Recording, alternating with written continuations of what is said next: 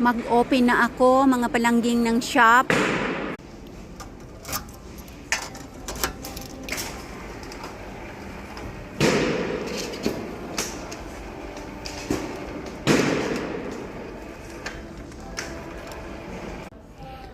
Ayan, dito na ako sa store.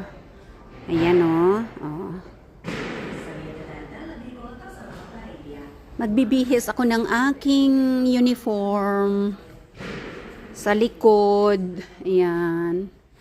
Tapos, ibubukas ko ng alas 10. Ayan oh.